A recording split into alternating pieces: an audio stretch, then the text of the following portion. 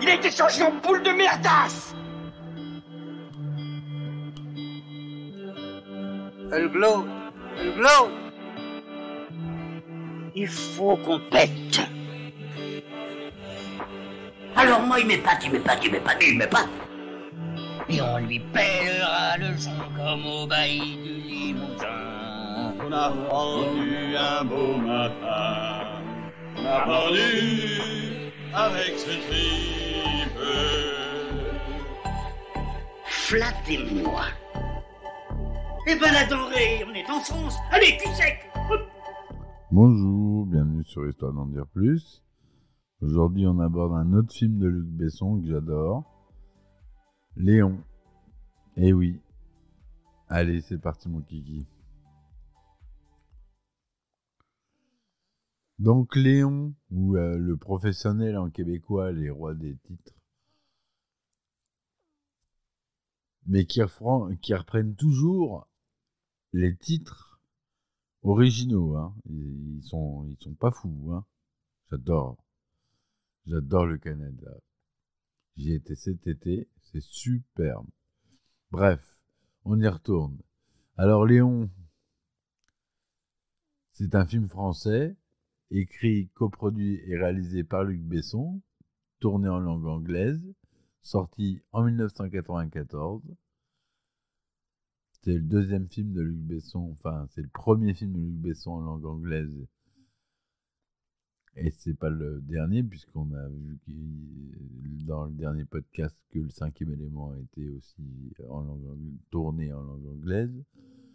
C'est le 6e long métrage réalisé de Luc Besson. Léon retrace la vie d'un tueur à gages solitaire dont le seul prénom est indiqué. Son nom de famille n'est pas précisé. Il vit à New York et va héberger puis aider, après un concours de circonstances, l'une de ses voisines de palier. Cette dernière s'appelle Mathilda, et elle est âgée de 12 ans et va devenir orpheline, lorsque sa famille sera assassinée. En effet, son père vole de la cocaïne à des policiers véreux, utilisant son domicile comme planque, ce qui déclenchera une vengeance sanglante de leur part. Pour venger son petit frère, le seul membre de sa famille qu'elle aimait sincèrement, Mathilda implore Léon de lui laisser apprendre son métier. Jean Reno y interprète le rôle titre, similaire à celui de Victor qu'il avait incarné dans Nikita, le précédent film du réalisateur. Luc Besson considère que Léon est un cousin américain de Victor en plus humain. Ce film marque également la première apparition à l'écran de Nathalie Portman, alors âgée de 12 ans, comme le personnage qu'elle incarne dans le rôle de Mathilda. Gary Oldman et Daniel Aiello endossent les deux rôles importants du film, les deux autres rôles importants du film. Le film reçoit un très bon accueil du public, aussi bien aux États-Unis qu'en France, contrairement au 5e élément. Léon est un succès populaire puisqu'il attire dans l'Hexagone un total de près de 3 500 000 spectateurs lors de son exploitation en salle. Aux États-Unis, le film rapporte 19 250 000 $. Il faut le rapporter au budget du film, vous allez voir qu'il n'est pas le même que le 5e élément. Du côté des critiques professionnelles, l'accueil est davantage mitigé mais globalement positif. Par ailleurs, il a été nommé à 7 reprises au César, même s'il n'en a remporté aucun. Donc c'est produit par les Films du Dauphin, qui deviendra EuropaCorp, et Gaumont. La durée est de 110 minutes pour la version cinéma et 136 minutes pour la version Director's Cut. Le résumé est détaillé. Il était une fois à Little Italy. Léon, joué par Jean Reno, est un tueur à gages solitaire et taciturne. Il vit à New York depuis longtemps. Ses contrats viennent d'une seule personne, un mafieux nommé Tony, Danny Aiello, qui opère depuis son restaurant, le Suprême Macaroni.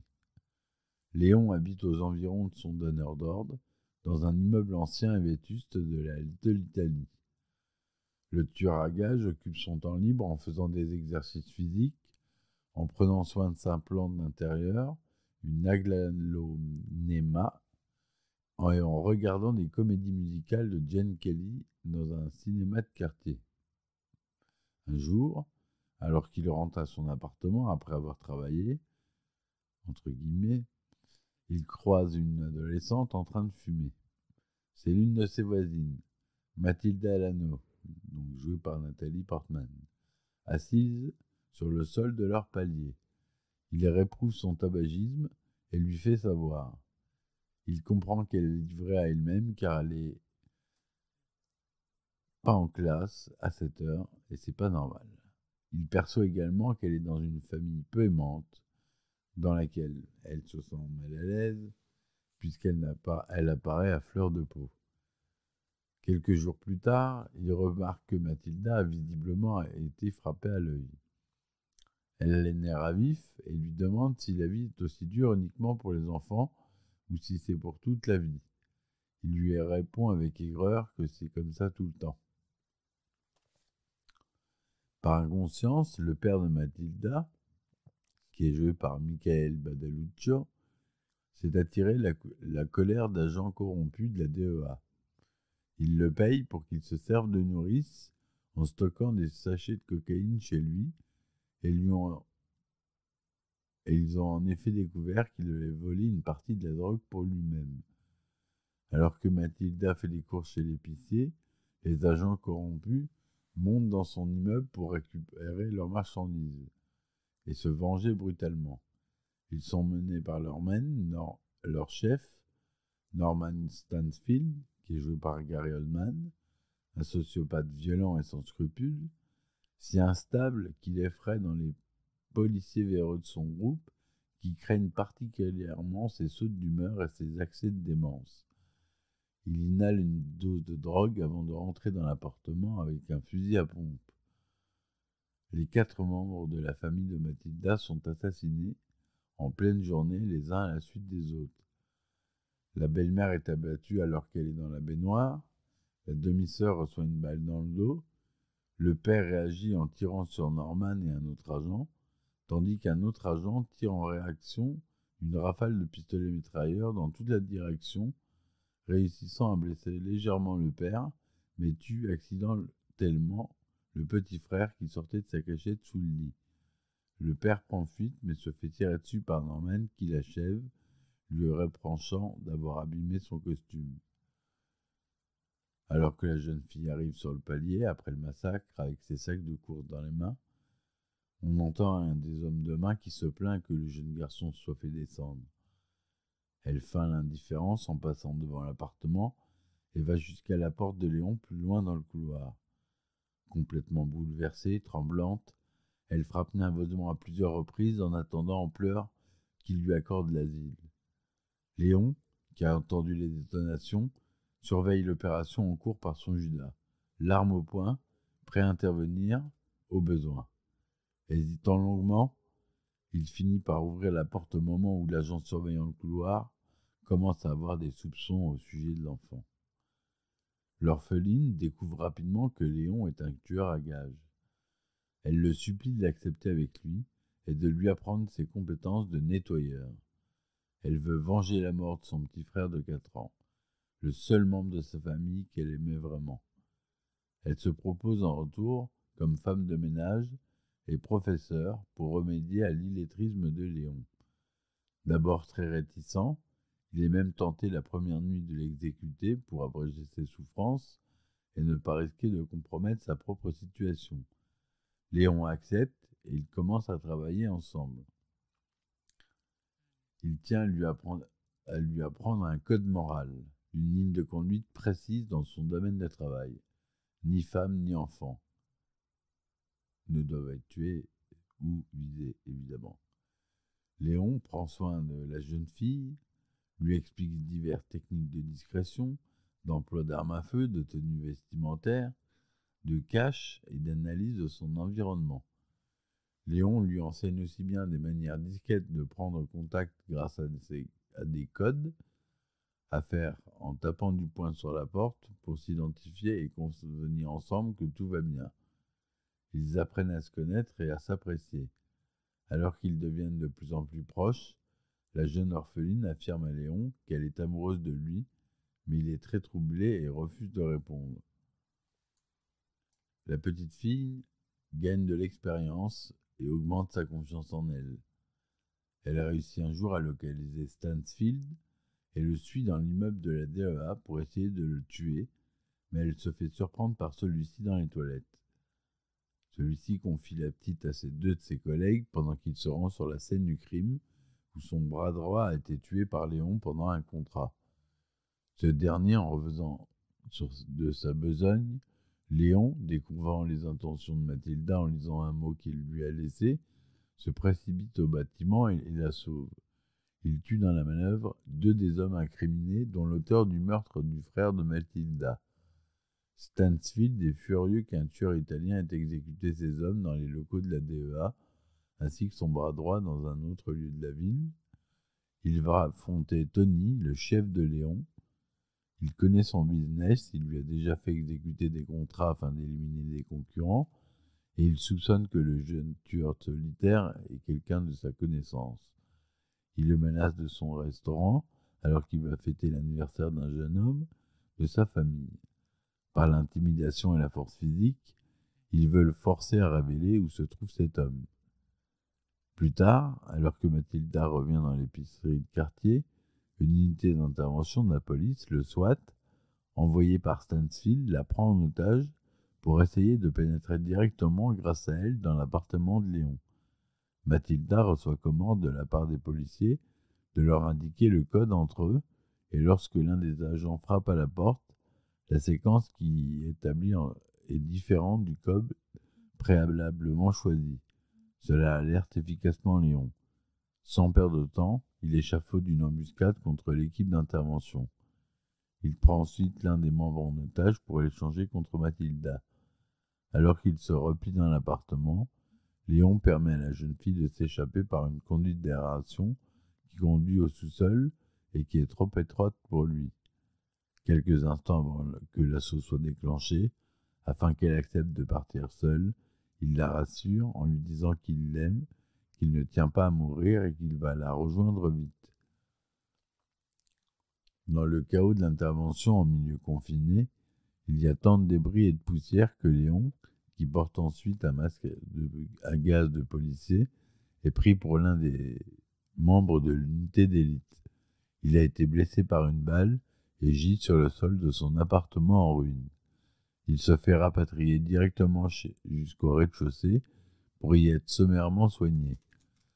Il est alors vu par les autres membres de la police comme un policier blessé, survivant du massacre. Mais Stansfield, qui était lui aussi au rez-de-chaussée, le reconnaît lorsque son masque lui est enlevé. Il donne l'ordre de rendre désert un couloir qui mène à l'extérieur.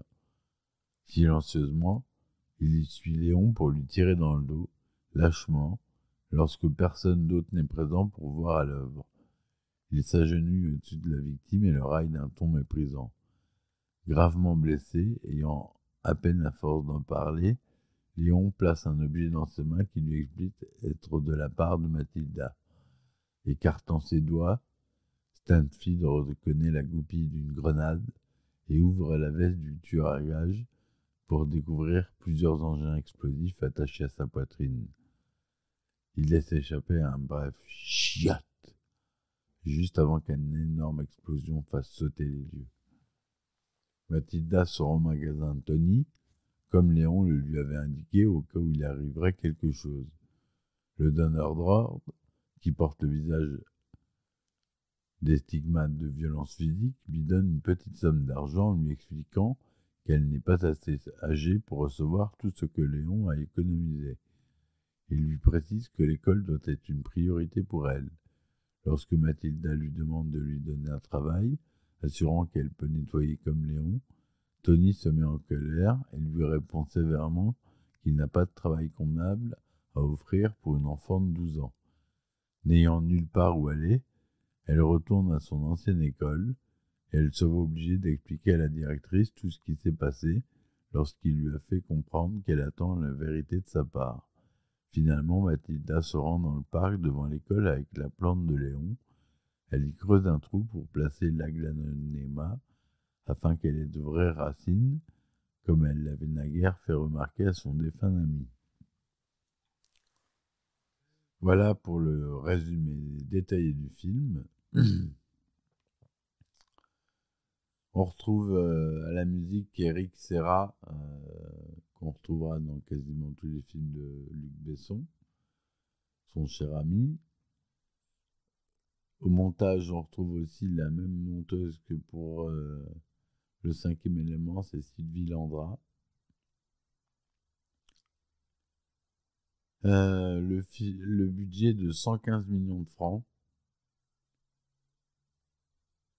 Donc, ce qui est beaucoup moins que le 5e élément, hein, par exemple. Mais c'était quand même un bon budget. Ça fait environ 60 millions de dollars. Langue originale du film anglais et partiellement en français et italien. Le format est en couleur Technicolor, 35 mm, en 2/35e cinémascope, son Dolby SR, Digital SRD, DTS, SDDS. Donc, la version Director's Cut de 136 minutes est sortie en 1996, alors que la version cinéma, comme je vous l'ai dit, est de 110 minutes. Il est sorti en France le 14 septembre 1994 et aux États-Unis le 18 novembre 1994. La version intégrale Director's Cut est ressortie le 26 juin 1996. Le film est classé R aux États-Unis et Restricted et interdit aux moins de 12 ans en France. Jean Reno joue Léon. Nathalie doublée par lui-même, évidemment. Nathalie Portman joue Mathilda Landau, doublée par Ludivine Sagné. Gary Oldman joue Norman Stanfield, le flic pourri de la DEA. Voilà pour les acteurs vraiment très connus. Léon est classé film d'action, mais contient finalement que peu de scènes d'action, seulement 3, pour se concentrer sur la relation qui unit Mathilda à Léon. Relation qui évolue au cours du film. Tout d'abord voisin de palier, puis maître et élève, puis ami, puis père et fille, et enfin partenaire. Cela permet à Besson de soigner ses moments de violence, l'ouverture du film, l'assassinat de la famille de Mathilda et le final. Ces scènes demeurent très sobres, avec le jeu sur les contrastes ombre et lumière de Thierry Arbogast. Léon est surtout un film intimiste contenant une histoire d'amour. Ce tueur à gages professionnel et cette jeune fille, dont la famille a été éliminée, avaient tous les deux besoin de quelqu'un. Plus le film avance, plus la relation des deux personnages se complexifie. En ce sens, le final refuse tout happy end et bénéficie d'une véritable portée émotionnelle. Léon est un tueur à gages habitant à New York. Il vit seul et n'a pas d'amis, excepté sa plante verte dont il prend grand soin. Il fait régulièrement des exercices physiques, boit beaucoup de lait et aime les comédies musicales de l'âge d'or d'Hollywood. Il est illettré et très peu éduqué. Il n'aime pas parler de son passé, mais finit par se confier à Mathilda. Lorsqu'il habitait en Italie jusqu'à ses 19 ans, il était amoureux d'une fille de famille respectable, alors que la sienne ne l'était pas autant. Voilà, donc pour le personnage de Léon. L'idée de Léon provient en partie du film précédent de Luc Besson, Nikita, en 1990, dans lequel Jean Reno joue un personnage similaire nommé Victor, qui fait une apparition brève mais marquante. Il s'agissait donc de développer ce personnage en y apportant certaines nuances. Pour Besson, Léon est un cousin américain de Victor, en plus humain. D'ailleurs, les deux personnages portent les mêmes lunettes, et il existe des similitudes entre les deux films. Le soin apporté à un pot de fleurs ou encore une jeune femme qui voit son passé s'effondrer pour se transformer en tueuse à gages. L'actrice et réalisatrice Mai Wen, alors épouse de Besson, qu'elle a rencontré étant mineure, affirme que le film s'inspire de leur histoire. Léon est le premier film dans lequel apparaissent pour la première fois deux acteurs qui connaîtront la notoriété par la suite. Nathalie Portman et Samina Seri. Nathalie Portman, âgée de 10 ans, se voit proposer par Revlon un travail dans le mannequinat, travail qu'elle refuse, préférant devenir actrice. L'enfant passe ses vacances d'été dans un camp où elle apprend le théâtre. Elle y fait notamment la rencontre de Brian Dallas Howard. Elle auditionne ensuite pour Ruthless, où elle obtient un rôle. En 1993, elle auditionne à nouveau pour le rôle d'un enfant qui se lie d'amitié avec un tueur à gages dans Léon. Si Liv Tyler est d'abord considérée pour le rôle, c'est finalement Nathalie Portman qui obtient le rôle pour sa fraîcheur et sa sensibilité. Elle prend alors le nom de sa mère pour protéger sa vie privée et sa famille. Pourtant, le directeur de casting l'a d'abord refusé pour le rôle à cause de son jeune âge. Mais Nathalie Portman persévère et retourne au casting en interprétant la scène durant laquelle son personnage se lamente sur la perte de son frère. Luc Besson est si impressionné par la profondeur dégagée par l'actrice qu'il lui donne le rôle.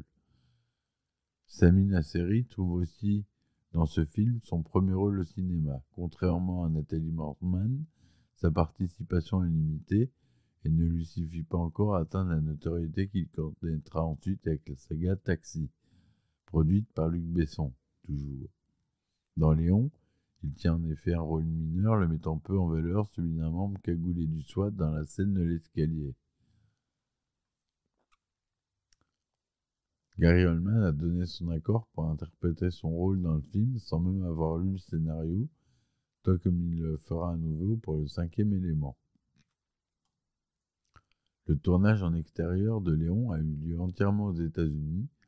Les prises de vue se dérouleront d'abord à New York du 1er juin au 23 juillet 1993 et les scènes en intérieur sont ensuite tournées au studio Éclair d'Épinay-sur-Seine en France du 28 juillet au 7 octobre 1993. Après Léon, Luc Besson tournera Le 5e élément et Jeanne d'Arc en anglais. Cependant, la distribution de Jeanne d'Arc sera composée d'une majorité d'acteurs français, à la différence des deux précédents, à part Mia Jovovich, évidemment. La bande originale du film a été composée par Eric Serra, qui s'initie sa 6e collaboration avec Luc Besson.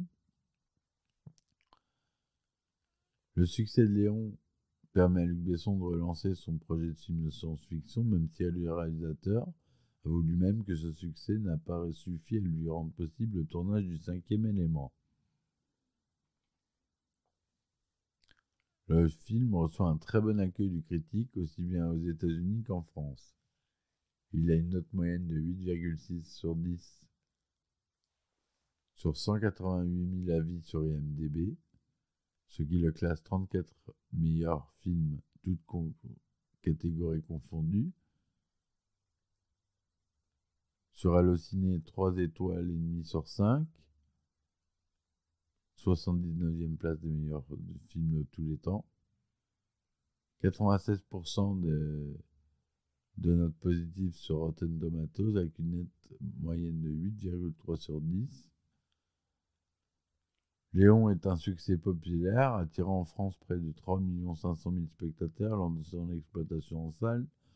Aux États-Unis, le film rapporte plus de 5 300 000 $ lors de son week-end d'ouverture le 20 novembre 1994 et finalement 19 250 000 $.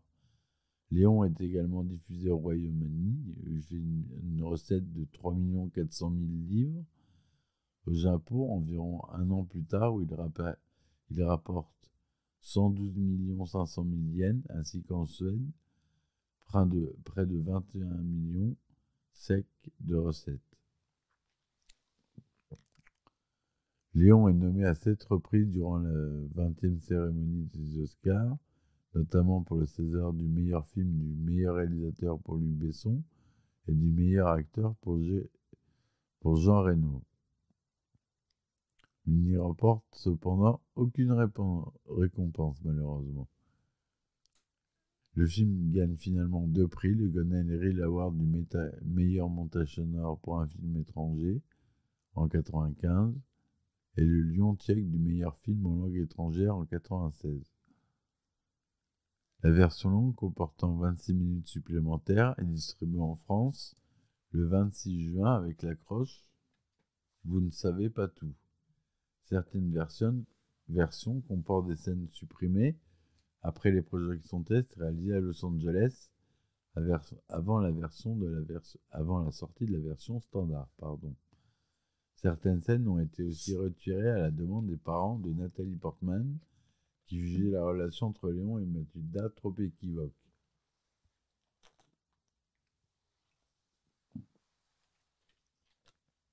Mathilda prétend devant Léon qu'elle a 18 ans. Mathilda menace de se tuer à la roulette russe si Léon ne lui enseigne pas le métier de nettoyeur. Léon présente Mathilda à Tony. Mathilda commence son entraînement de tueuse. Léon et Mathilda utilisent le coup du chewing-gum sur le Judas pour entrer chez la cible, un dealer où ils mettent à feu à sang l'appartement de la marchandise de ce dernier avant de l'abattre. Léon et Mathilda célèbrent dans un restaurant l'exécution de leur premier contrat. Le champagne aidant, Mathilda est prise d'un fou rire lorsqu'elle demande à Léon de l'embrasser.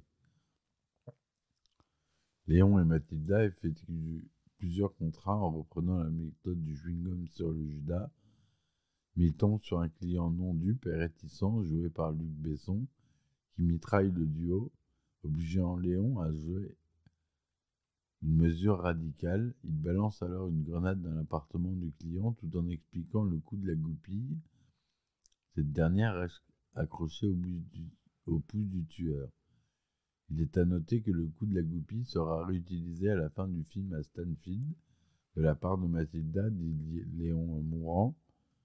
Mathilda demande à Léon de faire l'amour avec elle, il y refuse. Léon explique à Mathilda pourquoi il a dû quitter l'Italie pour New York à l'âge de 19 ans. Mathilda et Léon dorment ensemble dans le même lit. Ces scènes n'ont jamais été doublées en version française. Voilà ce que je voulais vous dire sur ce film. J'espère que cette chronique vous aura plu. Si mon podcast vous plaît, n'hésitez pas à me soutenir sur mon Ulule, mon Patreon ou mon Tipeee, dont je mettrai les liens en description de ce podcast. Ça m'aide à payer les serveurs du podcast et à vous proposer du contenu chaque jour. Voilà, j'espère que ça vous a plu. Je vous remercie. Merci Wikipédia et je vous dis à bientôt pour de nouvelles chroniques. Ciao, ciao. Il a été changé en boule de merdasse. Elle glow. Il faut qu'on pète. Alors moi, il m'épate.